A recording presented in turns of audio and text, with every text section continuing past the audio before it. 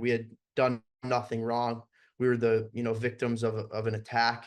Owen Ray, a 19-year-old student from Miami University of Ohio, speaking to ABC News about the spring break trip that ended with a nearly 2-week stay in a jail in Denmark. There were two of us in a pretty small jail cell in bunk beds. It started on March 31st when Ray and his friend, who wants to remain anonymous, say they were in Copenhagen on spring break and took an Uber to their hotel.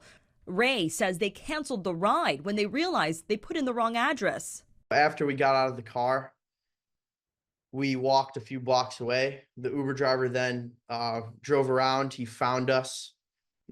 He then got out of the car and started yelling at us, thinking he hadn't been paid for the Uber, but in fact, he had been paid for the Uber. He then got in our faces and was saying, "I'm going to call 10 guys." An Uber spokesperson says the driver said 2 riders assaulted him. Danish authorities detained the students at the airport the next day, declaring them a flight risk. Ray says they spent the next 10 days in a Danish prison. We spent 23 hours a day in the cell. We had 1 hour a day of yard time. We were allowed to make 1 phone call a week.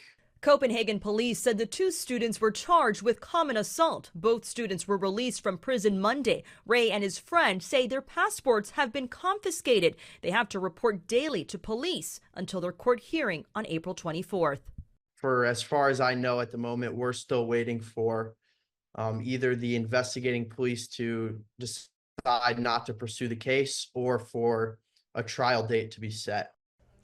A U.S. State Department spokesperson says staff at the Copenhagen embassy are providing consular assistance. This as Owen and his family hope the case will soon be resolved. Melissa Adon, ABC News, Los Angeles.